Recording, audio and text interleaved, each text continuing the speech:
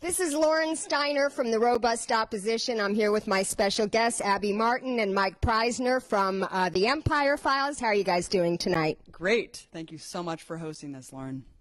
Very happy to be here. Thank you. Yes, we're hosting a fundraiser for the show, The Empire Files, because the funding was cut off, and we're going to get into the reason for that shortly.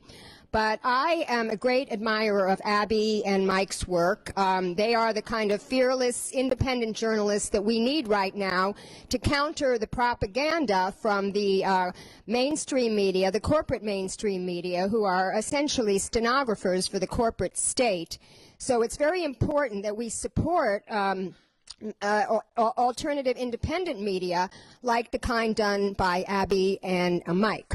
So I'm going to get into the kind of programming they do, but for people who watch my show and when I interview activists, I always ask them, what was it in your childhood, in your upbringing, that caused you to become concerned about social justice? We'll start with you, Abby. Well, I grew up in kind of a staunchly Democratic family. I remember my grandpa arguing about Clinton at the dinner table, but I never kind of broke out of that partisan spell until the Iraq War was on the horizon. Kind of bought into the Afghanistan war, you know, as everyone in America. I think we were all traumatized by the 9/11 attacks. And so I didn't really understand that it wasn't just the Bush administration.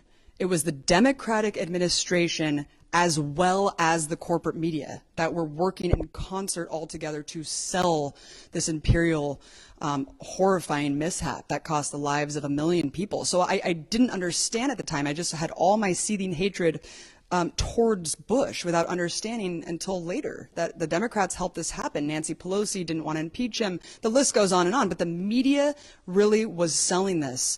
And when you realize that, you realize that the system is institutionalized in a way that is weaponized for the empire, and the corporate media is simply an instrument to weaponize that information and to sell imperialism.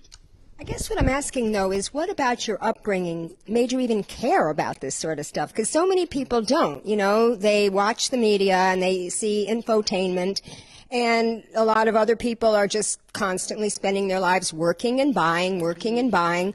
What made you think critically about this? Did you go to a progressive school? Did you have any activists in your community that you were following? I mean, no. I grew up in kind of a typical suburban household, and I went to a high school that was just kind of a self-centered existence until, I mean, seeing the bombing of Baghdad. You can't go back from that, and you can't see that when we're bombing innocent people that did nothing to us. I don't know what it was, and I don't know why I'm an internationalist, but I just am. And I don't really know why other people aren't. I guess the question would be, why isn't everyone else this way? Right. How about you, Mike? You want to talk about your background a little bit? Sure. Well, I cared very much from a young age, but in a kind of opposite position. You know, I was someone who was raised with G.I. Joes as my first toys, like obsessed with Vietnam War movies, World War II movies. Like everyone here, we're this like hyper-militarized, jingoistic culture. So I was a product of that, just an all-American true believer. And so my way of caring about the world was joining the Army, because the U.S. was this great force for democracy and human rights. And so my way of showing that I cared about that was joining the military to go, do that kind of thing. And then so what turned me to where I am now is going to the Iraq War as part of the invasion in March 2003, occupying the country for 12 months. And then there, all of the ideas that I grew up with, I thought I was going to be in the military for my entire life. All of those things that I held very dear to me, my ideas about what the U.S. stood for, the role we played in the world, what we were going to do to help Iraq, it all just kind of fell apart and flipped and revealed, itself for what it really was. And then so that's what began my next trajectory of understanding that if I really cared about human rights, democracy, I'd be fighting against the military rather than, fighting for it. Yeah. And so that's what put me on this path. And so, of course, that connected to so many other issues. It wasn't just about, I was very upset about the war. I felt the war was a crime. It was terrible what was happening to the Iraqi people. But then you see the connections and the suffering that's caused by the war machine in so many other spheres of life, here at home and abroad. Yeah. They were very strategic during that Iraqi war because, you know, in the Vietnam War, they showed a lot of the combat. And I make the point often that in those days, we had only 3 television networks, and we had Walter Cronkite. And when Walter Cronkite turned against the war, that's when it all started to, you know, go down. And now, of course, we have the left-wing media and we have the right-wing media. And the irony is the left-wing media isn't even left-wing. People think of CNN and MSNBC as the liberal media, and Trump wants to talk about it as fake news. And we agree that it's fake news, but we think it's fake news for different reasons than he does. So, yeah, and they were very smart during the Iraq War because they actually had reporters embedded with the troops. So they were, you know, trying to give their point of view, but probably if they could see that any troops were disagreeing with what they were doing, they probably didn't report that, I would imagine. Did you ever see any embedded reporters? Well, we had embedded reporters with us during the invasion, and there was a friendly fire incident pretty quickly into the deployment, so the surviving ones weren't with us anymore after that. But there was from the Gulf War on, I mean, they learned the lessons of the Vietnam War because there was a lot of, you know, you'd see in your living room wounded soldiers being taken away. The Gulf War and then Afghanistan and Iraq, the military completely changed their policy where you weren't allowed to be an embedded reporter unless you were strictly approved. They had to approve your gun, but there was these rules about no showing wounded or dead soldiers. I mean, it was illegal to show a dead U.S. soldier. I mean, eventually a photographer leaked a photo. I think there's like one photo in existence of a dead U.S. soldier in Iraq. Right, and this was a big deal, and this reporter got in trouble for violating the Pentagon's rules, and so they very consciously knew that it would have an impact on people seeing the reality, so they did a lot to silence it. And so any embedded reporter stuff coming out was very much curated and approved. You weren't going to get a position as an embedded reporter unless you proved that you were not going to be putting out critical stuff. So it was a huge problem, and they learned the lessons from Vietnam. Yeah, they did. So now, Abby, tell us how you got to RT and Breaking the Set. What were some of your earlier jobs before that? And then how did you get to RT? So through my work with anti-war activism and human rights advocacy at San Diego State, I realized that, you know, having the media become apparent as a weapon of the empire makes you realize that it doesn't matter what your issue is. It could be human rights, it could be food, water. It doesn't matter unless you have a media apparatus that is going to get the information out there. So I realized through advocacy journalism and through activism, I needed to create my own media system to get this information out. And so I created Media Roots. It's a citizen journalism advocacy project.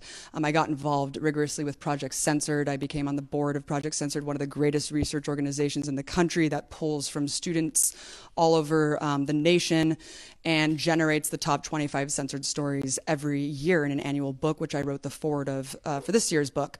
But through that, I mean, just reporting on my local community in San Diego and then Oakland, moving up there, getting involved in Berkeley community media, being self-taught really in how to do all of this behind the camera, in front of the camera, doing audio, doing editing.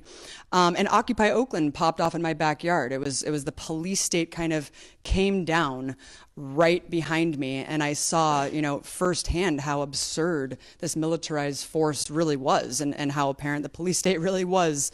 And so I just started reporting on Occupy Wall Street from that firsthand perspective, and RT was the only station that was actually taking it seriously. Yeah. So Russia Today was out there where you had everyone, CNN to Fox, calling them all, you know, hippies who were drug addicts and camping out and just had no actual agenda that they could describe instead of just belittling these people. And so I was just really astounded that Russia Today was out there doing this. And so I kind of became the de facto liaison, reporting from Oakland to talking to DC. And they offered me a show. I mean, actually before that, I had also done kind of a proto Breaking the Set style show called The Network with someone who had a lot of funds, wanted me to start this network, and so I put together kind of the same things that I do today, 12 years ago. So it's amazing to see the trajectory has, you know, gotten me to an international stage, but still doing everything that I always wanted to do initially, and just having more resources to do so. So they offered me a show on an international platform to speak my opinions, and I couldn't say no to that. Yeah. But I always thought it was funny that, you know, if to use Russia Today as a means to get this information out there. I've always used it as that, and I think a lot of other people like Chris Hedges, Mike Papantonio, Lee Camp do the same thing. So having that experience at RT really makes the whole cartoonish Putin propaganda mouthpiece so ridiculous. Yeah, well, you know, it's interesting because I have a similar background to you. I was involved in public access cable, but that was back in the early 80s. That was actually my second job out of college, running Lexington Community Television. And I thought at that point that citizen journalism was the best thing to happen to free speech since the First Amendment, because citizens could actually tell their own stories without having them mediated through a reporter or a producer or an editor. And that's what I did. That was my first career. And it would require about 9 people to do the kind of show that I'm doing now in a studio. And it's just amazing what's happened with the technology, where you can have a cell phone and a YouTube channel, and in my case, Facebook Live as well.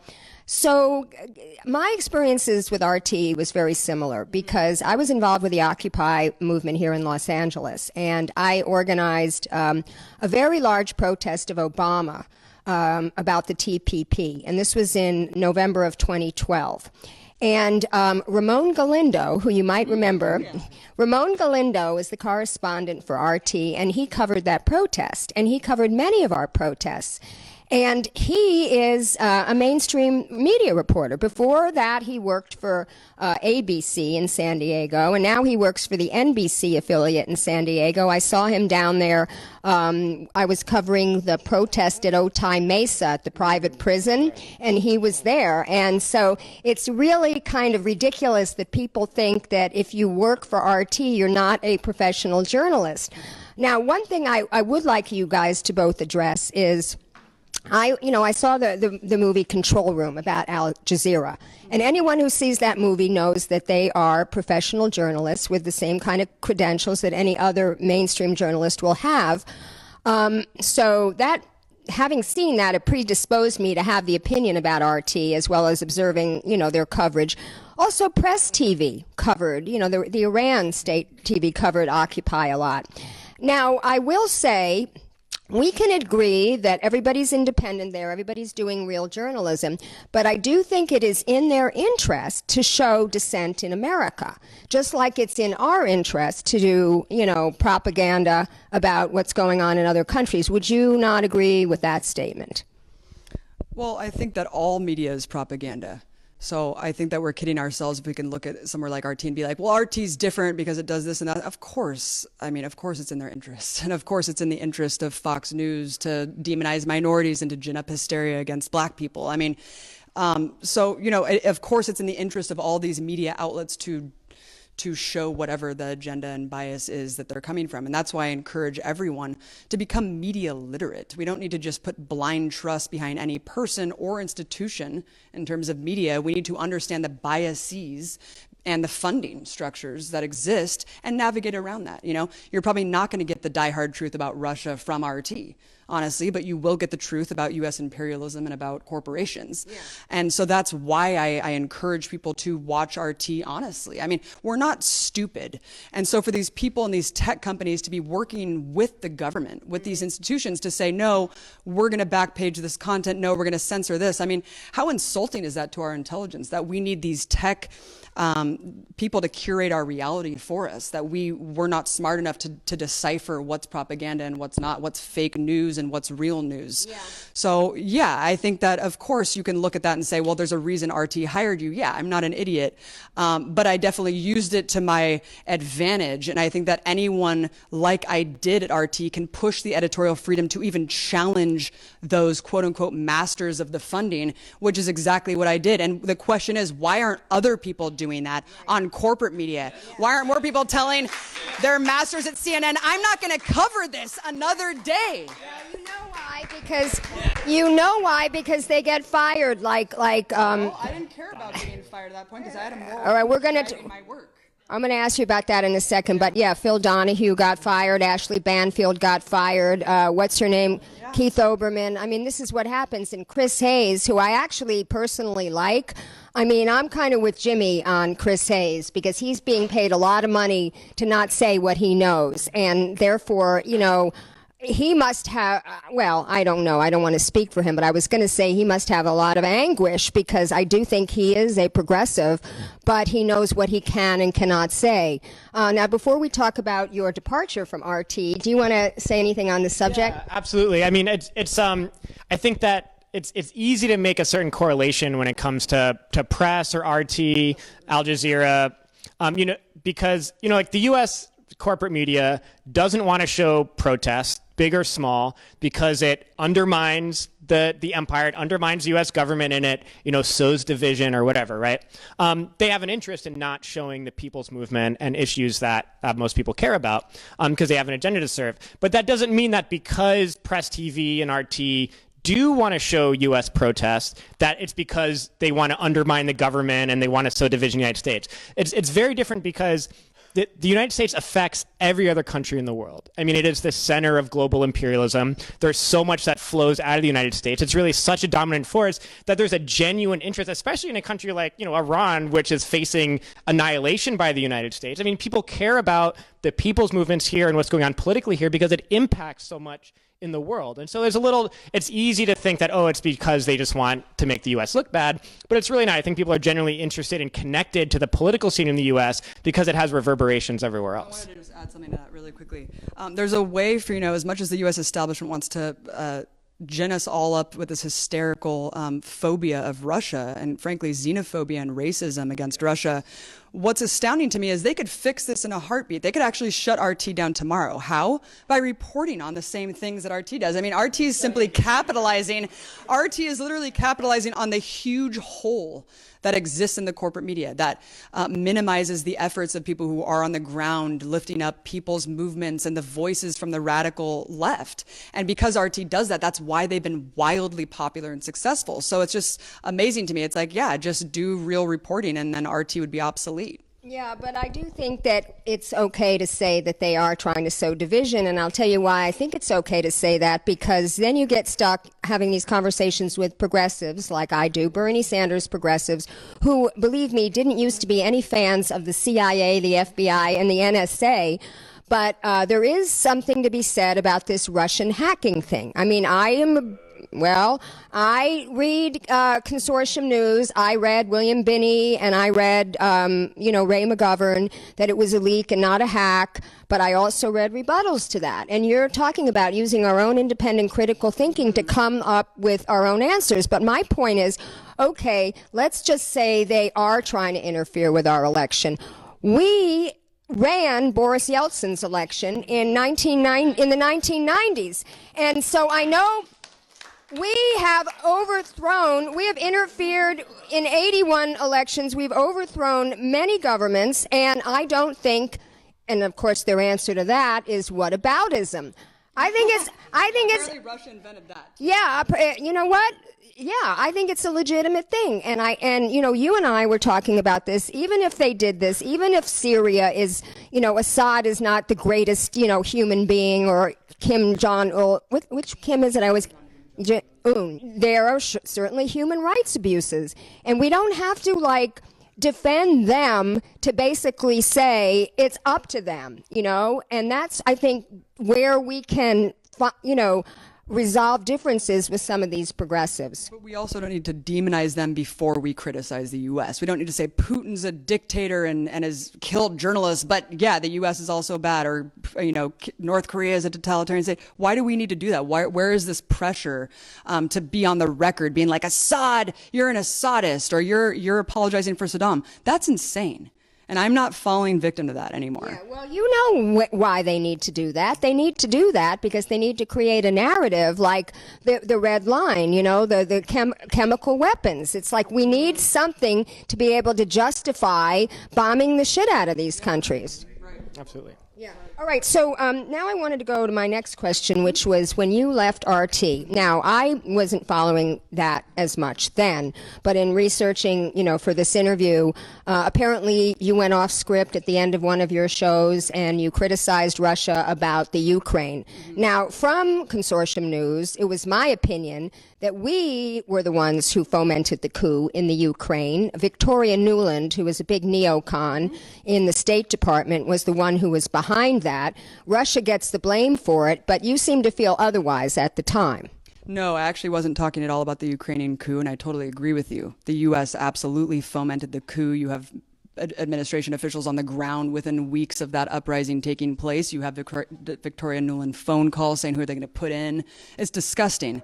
The problem that I had with RT's coverage seemed a little bit eerily similar to the Iraq War invasion coverage, where they said, soldiers were greeting them with candy and flowers when they went into Crimea. And so I wanted to make that distinction that I was uncomfortable, and this is, again, the second day of the incursion, I was uncomfortable with the way that the network was discussing this, and I was uncomfortable as a staunch anti-imperialist with, images of Russian tanks going into what I thought, before I really understood the complexities of Crimea, was a sovereign state. So I disagreed with both sides. I actually went to my boss earlier in the day to the point of how you can kind of pave this editorial freedom, even at the Putin arm propaganda network. I went in and talked to him and I said, I want to read this statement.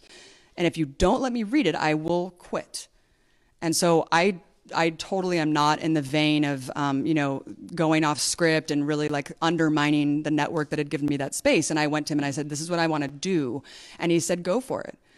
And, I read the statement and it turned into a media hysteria overnight. I became the center of this controversy, like, oh, this rogue Russian anchor is speaking out about Putin and what a hero, right? And so I used that frenzy, and it was very fascinating as someone who's a media analyst for 10 years to be in the center of that controversy and see how what I said was skewed and I was propped up as this fake hero without them understanding that for years I had railed against U.S. imperialism, and I absolutely was not going against Putin or the network or anything. I was just simply stating my opinion like I'd done for years and years. So I used the opportunity to go on NPR, to go on Piers Morgan and tell them, this is also propaganda.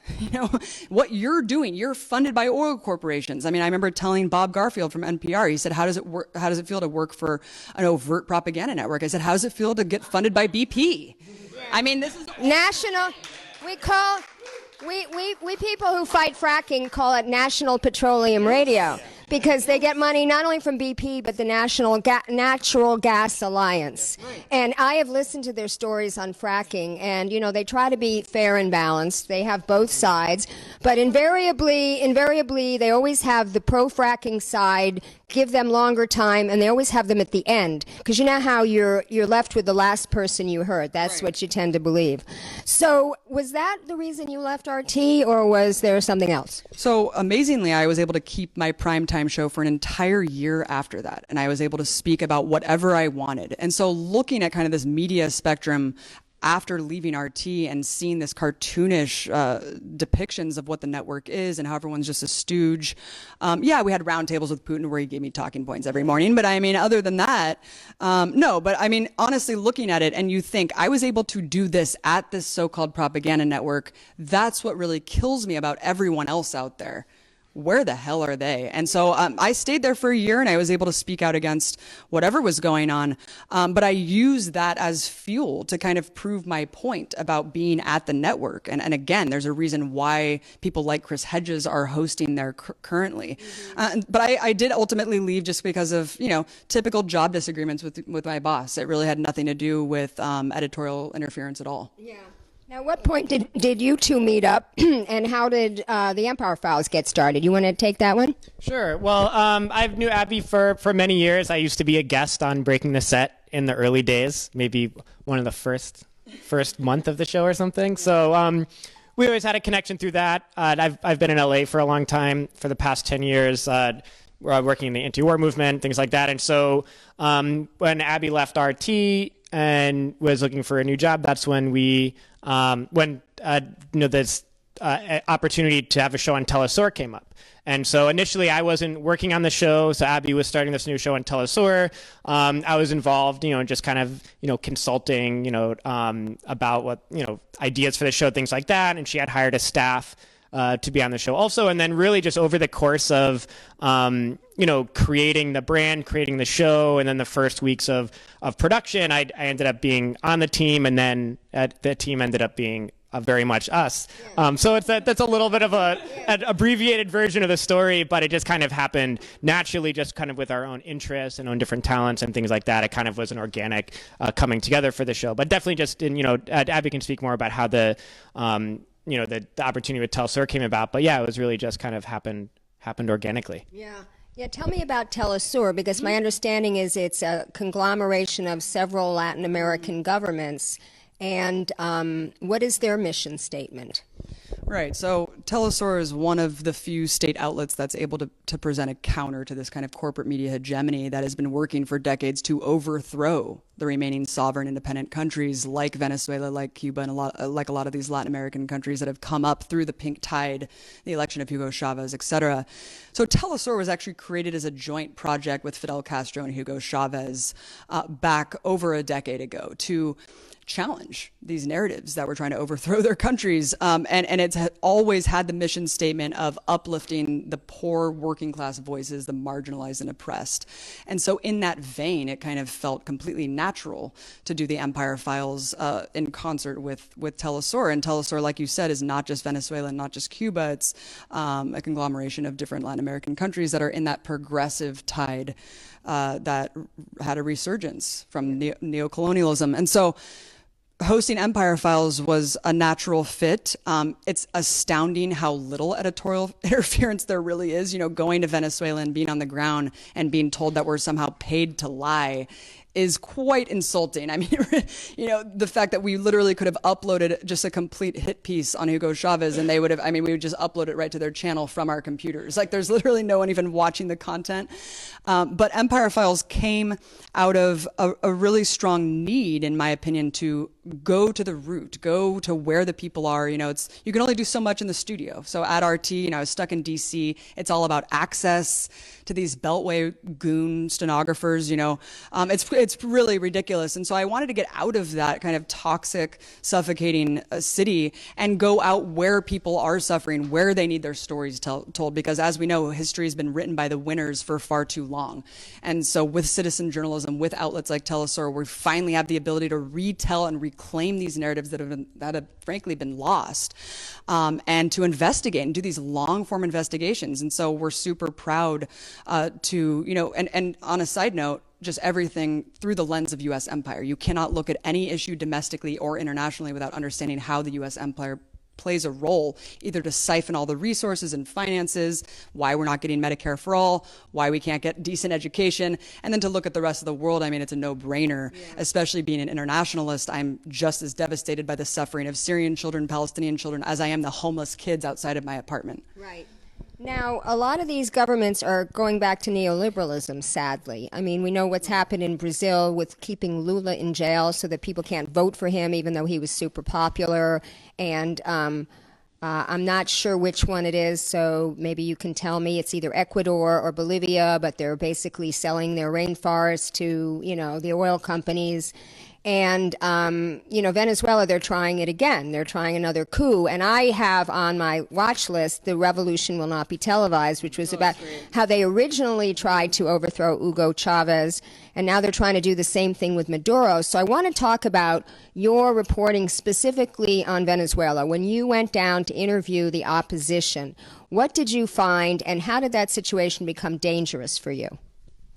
Right. So a lot of what we hear about Venezuela is simply on TV, right, and in mainstream media. And so before I went, even as a media analyst and understanding how the U.S. empire plays a role to shape these narratives, I was still a little bit confused because the propaganda is so strong and it really is inundated to such an extreme level. But I went there telling, again, the people at Telesur, I said, I'm going to report whatever I see. And I've always put that forward. So getting there, I was quite surprised to actually see the reality on the ground. And we can get into the shortages and all of that later. But specifically the opposition, I was able to go to some of these opposition protests, and they were, 10,000 people strong, tens of thousands of people strong, really active. definitely a class dynamic to the opposition. And at the same time, we had dueling protests of actually pro-government people who you can tell immediately, I mean, more brown, more indigenous, more working class from the barrios. So there was another side of the story that I immediately realized was not being told. So that was very strange. How could you possibly be a corporate news anchor or any sort of journalist and come down here and literally see what I'm seeing and choose to not report 50% of what the reality is? So that was quite strange. But then when you go and start talking to these people, and I watched Vice specials. I saw John Oliver talking about how the protesters are holding back.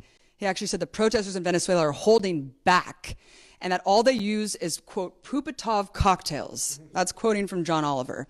Meanwhile, you have Vice running around on the ground, glorifying these protesters, showing them behind the scenes, how they're planning, strategizing, and basically being on the front lines of them, holding Molotov cocktails and stuff.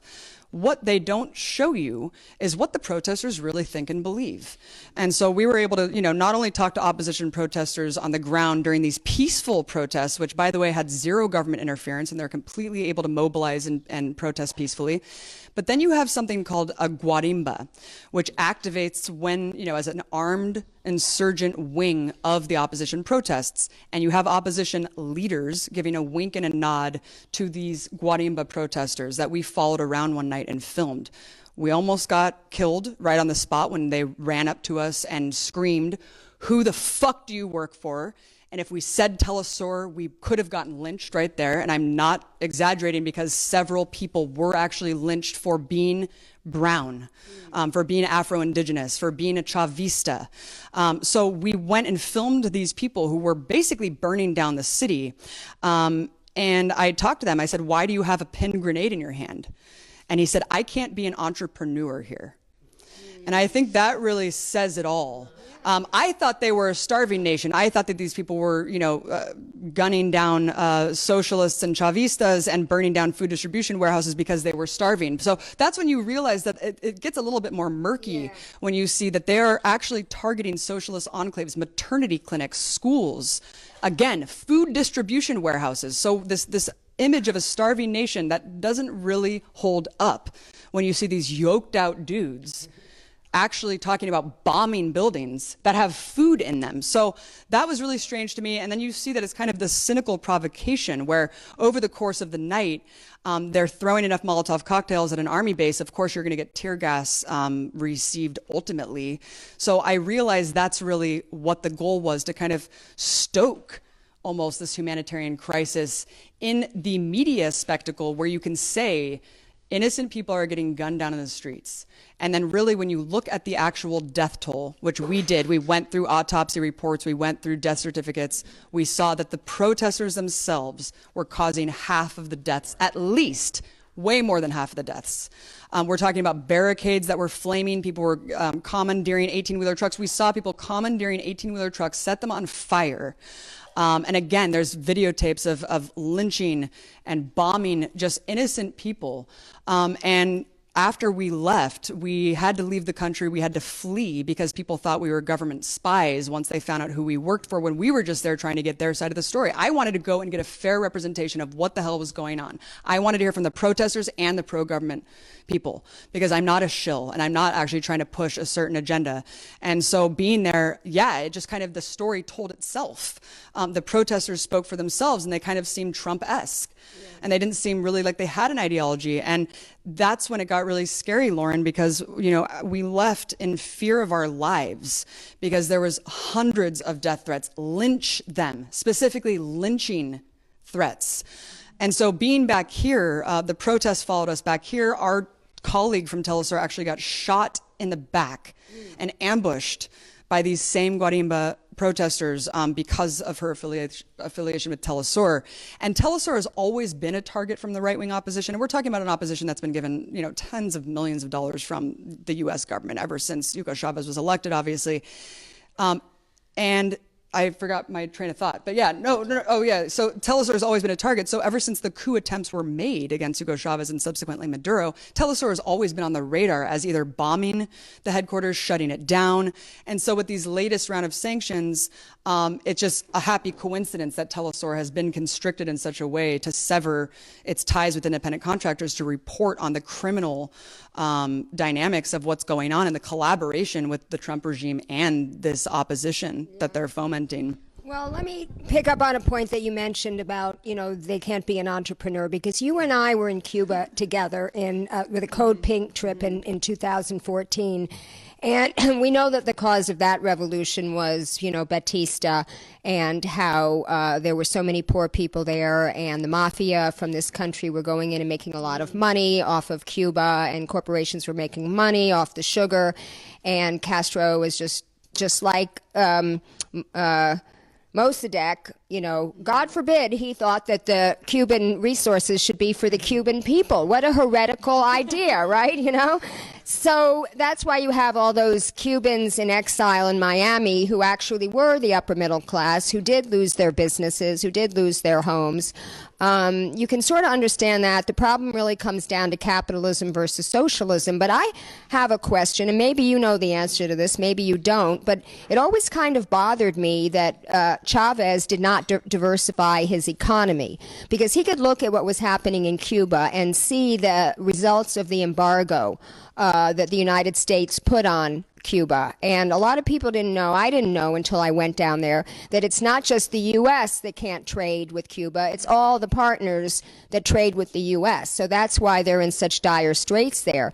Did you ever ask anyone why, Venezuela just put so much stock into their oil, not maybe anticipating the embargo and diversifying the economy?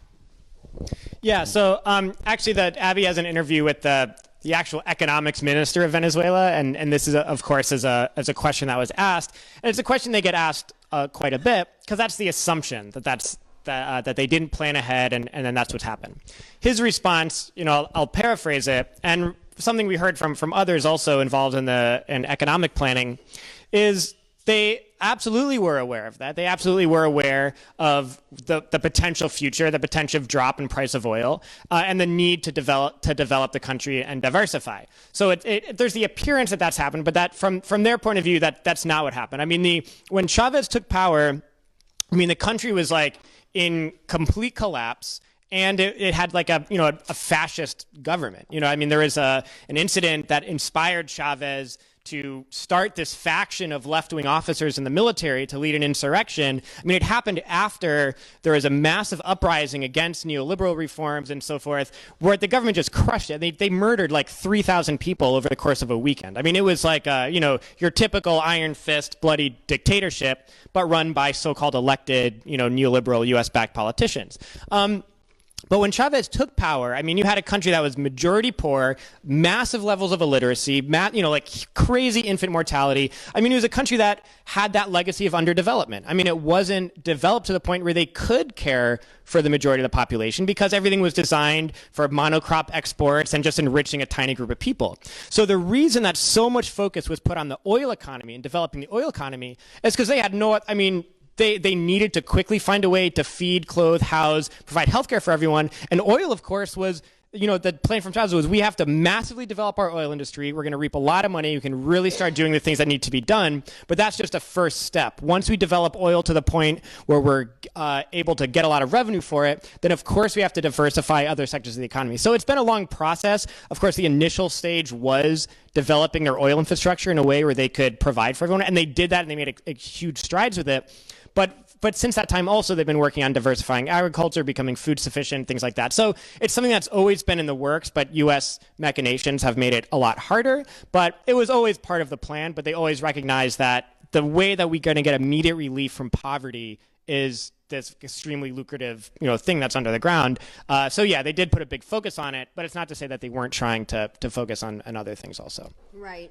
So, what are you guys working on now? What are some of your upcoming projects? We're doing this as a fundraiser here, and I want to post the link to your GoFundMe in the comments here because I think everyone watching can see that their voice is definitely needed, and with their funding cut short right now, we have to step up. Well, actually, before I ask you what you're working on now, I want to talk about who do you think should be funding media. I heard John Nichols and Robert McChesney, who wrote a book on this, and they talked about how media should be publicly funded. In the same way that healthcare should be publicly funded, college should be publicly funded, anything that is necessary for people, and I would put a free press in there, should be publicly funded. But then what we have is we have the U.S. government right now, which is a corporate state, and we have Facebook, who, you know, you talk about Silicon Valley vetting what is fake news. No, actually, Silicon Valley has outsourced it to the Atlantic Council, who is composed of neocons like Henry Kissinger and Michael Hayden and, all these neocons, and they are censoring, what was it called? VenezuelaAnalysis.com. This isn't even a government site, and they took them off the air. They put me in Facebook jail countless times, probably because I'm an activist. So what do you guys think should be the way that media gets funded in our country? Well, I also wanted to say what happened to the show, too, and how the sanctions affected that. But yeah, I absolutely agree with you. I think it should be publicly funded, and that's exactly why we're here today. We're trying to democratize our show because, it's really unfortunate. It's really unfortunate that right now media has become so consolidated and so corporatized, and it's either massive multinational corporations or, states. And Telesur has been under attack, viciously from the system that it's trying to expose. And then you have right-wing billionaires. So this mantra of the fake news, no, it's really just the media that Trump doesn't like. I mean, there's a whole apparatus of media that's funded by right-wing billionaires and employs grifters. And now we're seeing this dueling narrative take off. And it's just very dystopic. And it's getting way harder to get your content out there, as you just mentioned. I mean, Google already willingly acquiesced to the government. There didn't even have to be a law in place. So while we're ragging on China and how Google's working with them, well, they already did it to us. So it really does take you like 20 page scrolls to get through to even find alternatives to the corporate media narratives on really, really crucial issues. Facebook is dead in the water. They've complied with 95% of Israeli government requests to remove Palestinian pages. As you said, the Atlantic Council. Then you have the Proper Not that's put out by the Alexander Reed Rosses. You have Washington Post and New York Times, who are the purveyors of fake news, right, when it comes to selling imperialism. And they have the audacity to now be the purveyors of what fake news really is and determine that and to say who's right and wrong. So it's quite a disturbing reality. And unfortunately, unlike Alec Jones, who is now a martyr and who can just generate millions of people to come to his app, we don't have that. And so when we're shut down and when our content is backpaged and censored, we don't have the ability to move these people over. And so we have to just be one step ahead. I mean, we bought into these tech agencies thinking that they were kind of an egalitarian reflection of what the internet was supposed to be. We all bought in, we put our content on there, and now we're getting screwed. So we have to just keep these lines of communication open, keep networking, keep building up on different platforms. We need to diversify our content. We really do. We need to diversify the networks, the apparatus that we're putting this stuff out there. Yeah. Really quickly about the sanctions, even though Venezuela was a target of U.S. empire for quite a long time, it wasn't until the Obama administration in 2015 that sanctions were actually put on Venezuela, which was very odd. I remember this happening like it was yesterday. It was just out of the blue that Obama just had a press conference and he declared Venezuela a unique national security threat. And I was like, that's fucking random. Did Venezuela bomb us now? Like, where is this coming from? So that's the first sanctions that were put on, and we know what Trump is doing. He's salivating to invade. He has John Bolton, Mike Pompeo, I mean, the biggest war hawks in the world surrounding him, just wanting so bad to do this. And you have Marco Rubio running out like a little lapdog with Nikki Haley, embedding themselves in Venezuelan opposition protests. It's quite surreal. But the sanctions that were just put on Venezuela in response to their democratic election, they re-elected Maduro with a landslide victory because the opposition's too fragmented to win. And because Venezuelans, quote, chose the wrong candidate. That's why they're punished. And you're from Iran. You know how devastating sanctions can be. I mean, you just talked about Cuba. They call it a genocidal blockade in Cuba. The bloqueo as genocide, because it really is.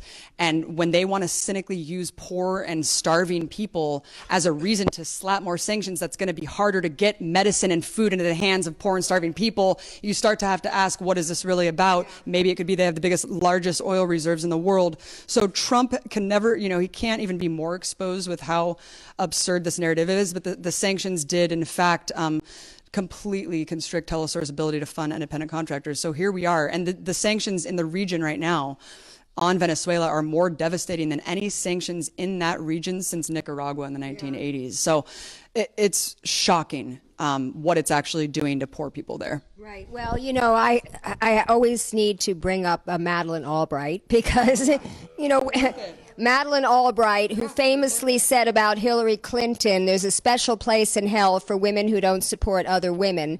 And Hillary Clinton, who was supposed to be so wonderful for women and girls all over, the planet, Madeleine Albright's sanctions basically in Iraq killed 500,000 children, according to The Lancet. So we've just about reached our time. My show usually runs 45 minutes, and I promised you that it would be a half an hour, but we've gone over. But would you like to take any questions from the audience? Yeah, of course. And I wanted to just give a quick shout out for our GoFundMe. It's GoFundMe Keep Empire Files Going, and we have a ongoing Patreon as well for the monthly donors. Patreon.com/Empire Files. So thanks again for watching, for tuning in, and thank you so much, all of you, for coming. It's so inspiring. Yeah, and we're happy to go over a little. We have no time constraints, but I do also want to say about what the plans for the show are. I mean, when we were with Telesur, I mean, we did 2 seasons of 52 episode contracts, right? So we did 2 of those, and then in the end of our second contract is when the funding issues happened. So we had 7 more episodes to complete that 52 episode contract. That the plug got pulled on, but we had signed another 6 months contract with them for 27 episodes. Anyways, that's when the wrench got thrown and everything. So when we were doing it with Telesur, we were on a weekly production schedule where every week we'd have a new episode, and it was pretty regular, pretty intense deadlines. And so we did a variety of different types of episodes, which many of you know. So going and independently funded, which we've done, we're a much smaller operating budget, but we were excited about it because even though it's a more precarious funding and less funding, we feel that we can focus more on the things that we really were proud of doing for the show at Telesur, which is really, of course, regular commentary on what's going on, in-depth, educational documentaries about hot button issues or topics that are new and people don't totally understand. And so ways to really get deep into those to help people, form their own opinions about them and educate others about them. But also these on-the-ground investigations. Yeah. We very much want to go to Iran soon because this is a country that is targeted for destruction by the United States. And so demystifying the country, showing, why we have no reason to fight people in Iran, and, a message for people, all over the country here. We're really proud to have done this many times, Empire Files over the years. I think that we kind of forget when we think back, we realize how many kind of near-death experiences we had from Venezuela to Palestine to Colombia, even in Ecuador. It's we don't set out to do that kind of thing, but we've really pushed the limits to try to get important stories like wearing hidden cameras when we're risking arrest or being killed, wearing hidden cameras, things like that. And so we, in all of those places where we've done on-the-ground investigations, we feel that we really put ourselves on the line in a big way to make sure that information and stories get told that otherwise wouldn't.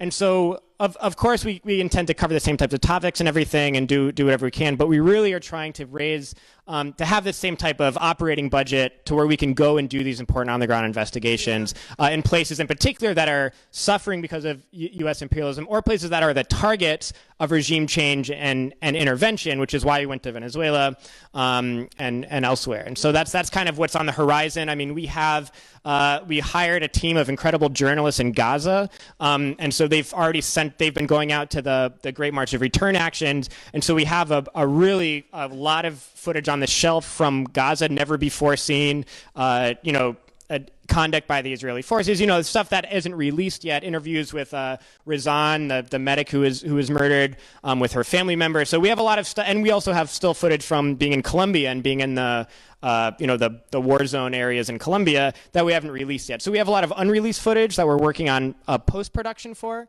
that we've raised a good amount of money to complete post-production on that, but we also want to be getting that new content for the important emerging issues. And of course, war with Korea, Iran, and invasion of Venezuela are some of those important issues. Yeah, we didn't even talk about North Korea because you and I met again at the One Korea Summit. It was a 4-hour sort of teach-in at UCLA, and I did a show with John Matthew Loritz about all the BS we're being fed about North Korea, and I did a show with Medea Benjamin about the BS we're being fed about Iran. So shameless plug for my own shows. Love you. You're so rad and you're so badass. Like, you're just like those people go home with your ovaries are just like, you know what? Fuck you. I'm going to punch back and I so appreciate that, because everybody in our mainstream media in this country just suck. They're just a bunch of celebrity regurgitators who are getting big fat paychecks. They have no integrity whatsoever, and they keep selling it out. And Americans are, just because of the propaganda and the marketing of how they've marketed America, that we're the greatest and everybody else sucks. But they don't realize that we've made all those other countries appear to suck, because then it might be bad here, but it's not as bad as it is over there.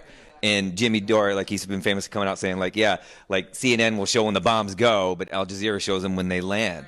And we did learn our lessons in Vietnam, why people see the carnage of death. That's what stopped it, And so why they made the rules. Oh, they made it in disguise where they wanted to honor the families to not show the dead people. But they want to honor. They're doing it so Americans don't feel the emotions of all that stuff. So I guess my question is, so much money is pumped into our system where Americans are getting their information from 5, soon to possibly be 4, corporately owned, conglomerates. If you had a magic wand how can we change the system or get enough people to overthrow even our own systems to really make it be where it can work for everyone? Like, because again, if you own the media, you own people's minds, and they're Jedi mind fucking the American people. So how can we actually change that system to get enough people and hit the tipping point so we can get enough people informed to actually make now conscious choices to have different, resolutions to fix the problem? Media, under this kind of late stage capitalism that we see, we can't generate an alternative media system to somehow take over and revolutionize the media structure, because it exists as an arm of the corporatocracy and as an arm that's, employed by the corporate tyrannical system that we're living in. So it's really tough to say, even with a magic wand, how to do this without completely abolishing the economic system that we have and overhauling it for a fair system that we could really distribute the resources and democratize the enterprise, allegedly, or however it's called. But yeah, that's why I just say we have to, at this point in the game, with the reality that we're facing, we have to fund and support the journalists that we see and that we want to support, because we absolutely cannot put our faith in any sort of media institution, and we can't expect them to be funded. And I know Ralph Nader has his whole mantra that we're waiting for the billionaires to save us, but I don't think that's coming. And so I think it's really going to have to be grassroots, bottom up, to build our own competing structures. And we're all new at this, and we're all trying, and it's going to take a lot of creativity, and it's going to take a lot of endurance, but that's why we're here today, and that's why we're trying to do what we do. But it sucks to say that I don't have the answer other than abolish capitalism. Okay, Mike Goldman. I would just respond to what you said. I mean, it's kind of a pipe dream, but a couple of things we could do is we could repeal the Telecommunications Act of 1996. That would be one thing. And another thing, if we could get our government, and again, it's kind of a pipe dream, especially with this administration, to start enforcing, the Sherman Antitrust Act, where they break up these conglomerates, where we've got, 6 media companies controlling the media? 5? Yeah. Anyway, that's just a comment I had. Yeah, well, it's interesting you're talking about monopolization. I mean, we have, 5 companies owning the media, 5 companies owning airlines, 5 companies owning food. I mean, this has been the biggest thing that the Occupy movement and Bernie Sanders did not talk about. But you know who's talking about it is Matt Stoller, who was actually on Bernie Sanders' Budgets Committee staff. And now he has a new organization, and I forget the name of it, but they put out emails that I get. And monopolization is really important because when you have no choices, whether you're a worker or a consumer, you can't say, I want better wages, otherwise I'm going to go over there to apply for a job, or I want better prices, or I'm going to go over there to buy my product, because it's the same people. And so I really feel like that monopolization is the biggest cause of wealth and income inequality than anything else. But do we have any... Yeah. About the media. This is how Trump really won on basically pointing out the falsehoods and the faults of the mainstream media. To a point, I mean, he was absolutely right. And I think that people, when you look at polls, people have inordinate distrust in the mainstream media, and it's never been lower than it is right now. And I think that that should be the optimistic bent that we take to keep reaching out to our friends, colleagues, and family to talk about, where are you getting your news from? Because a lot of these people absolutely don't trust the mainstream media, but they just don't know where to go with it. But I think that we need to feed on that consciousness that's sprouting and give it room to grow and give it avenues to go. And so, yeah, that's the best hope that I see right now, because I really do think a lot of people are waking up. They just don't know where to get their information from. I already made my film, What I've Learned About U.S. Foreign Policy, because I became an anti-war activist. I'm a veteran like Mike, wasn't in the war. But from learning these things, which I didn't know from listening to KPFK, my thing was, how can I get more people to understand this? And I want to thank you for having Abby and Mike here today, and I want to help support you guys, because that's what you're doing. And I've known about you. I've never met you before, but I really only started watching some of your YouTubes since you're going to be here. And it's like, whoa, you really put it out there straight, truth. And that's what I'm always about, trying to support people that are doing that. And so thanks for having them. Thanks for being here. Are you guys local? We are. Okay, because we could put on an event for you at the Peace Center. And also, I don't know if you've seen the film yet. I've sent it to you. Paying the Price for Peace, the story of S. Brian Wilson. I sent it to you. Yeah, I did. Yeah.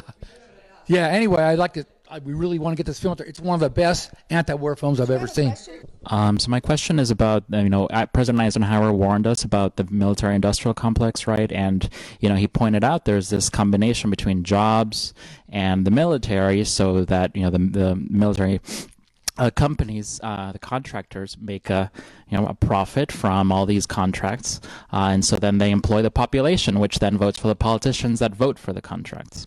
And I think since the time of Eisenhower, we've really seen that it's even worse than he ever imagined. And I'm getting really worried, because now we know that Google is a military contractor. Amazon is now a contractor. So I'm wondering, what do you think are some concrete steps that, everyone here in this room and progressives, left-oriented people, groups, organizations, what are some concrete steps we can take, even in our daily lives, to really get this out there that, the military is, the industrial complex is controlling our society, our national budget, our priorities, and really the entire world now. Yeah, it's quite depressing, isn't it, that, in the largest empire the world has ever seen, the only government that's ever used nuclear weapons, I mean, the list goes on, that people actually have no consciousness of this. It's really disturbing. When I talk about the U.S. as an empire, people literally think I'm talking about Star Wars. It's hard to break through and explain to people, no, you don't live in the best country in the world. You actually live in one of the worst, and I'll tell you why. But no, I mean, there's so many little things. I mean, wearing, just having something always on your clothes, a button, a shirt, always having a flyer on deck, always just bringing this up to people, because I think that a lot of people, when you bring up the fact of the wars, right? People are like, yeah, why are we spending all this money on war? I mean, it seems like that's a trend that I think everyone can really agree on, especially when they find out how many wars we're still in and how many people we're still bombing on a daily basis and how much money really goes into this perpetual machine of death and destruction.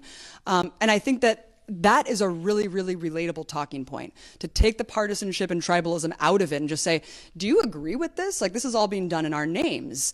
And that just kind of sparks people's awakening, because I always said the safest place to be from the empire is actually within the U.S. because you're safe from U.S. bombs.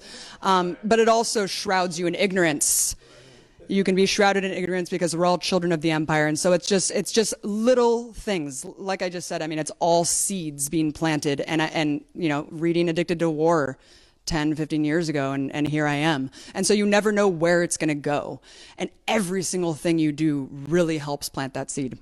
Mike probably has better things to say about this. I completely agree with Abby. But you know, I think anything that we can use to help expose the system for what it is important. And the military-industrial complex, war profiteers, is just such an obvious thing people can recognize. You know, the fact that we have this, you know, unparalleled military budget, and that it's going to private contractors to pay for, you know, bombs and aircraft and things that, you know, we never see, that just go to bomb other people like us in other countries. So, you know, and I come from an era in the military under Bush where, you know, you talk to most soldiers during the Iraq War when I was in, and they'd be like, yeah, we're going to die for Halliburton. You know, it's like, you can understand you can see the connection and you can make it easily. And so I think pointing out where the military industrial complex is today, and war profiteering and military spending, I mean, it's all very plain and no one can argue with it. So it's very important that we use it. But I also think it's important that we see the deeper context to it also, right? You know, if we ended the military industrial complex, we'd still be an imperialist empire occupying and overthrowing governments that, you know, because they impede on U.S. profits. Just like, you know, if we abolished private prisons, mass incarceration would still be a problem.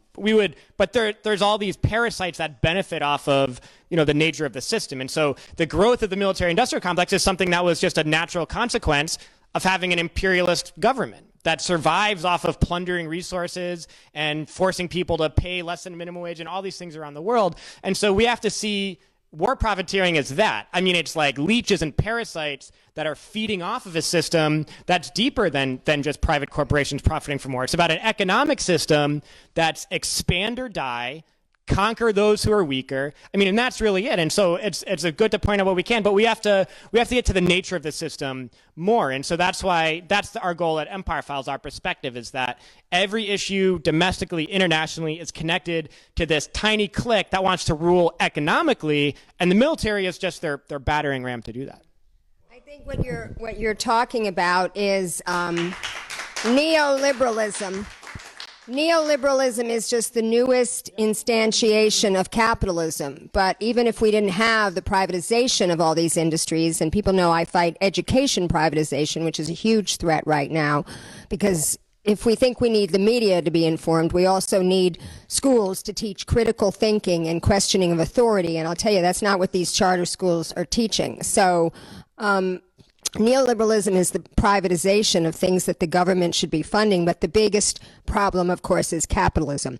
And on that note, we're going to close this really fantastic show, which was fundraiser for the great Abby Martin and Mike Prysner and their show, The Empire Files. You will next see me in a couple of days. I don't know exactly what day, but I'm working on a story with the Whole Foods workers. Basically, we're going to be talking about how what Jeff Bezos did is not all that it's cracked up to be, because what's happening now is, yes, the lower paid workers are now going to be paid $15 an hour, but actually the people that are already getting close to that are going to lose their profit sharing. They're going to lose their stock options. And my next show in the next couple of nights will be with one of these Whole Food workers who is trying to organize a union and is still trying to organize a union, because even with this wage increase, a union is still necessary. So if you're following me for the first time, please follow me on Facebook, follow me on Twitter, Lauren_Steiner, subscribe to my YouTube channel, Lauren from LA, and until I see you next, keep fighting.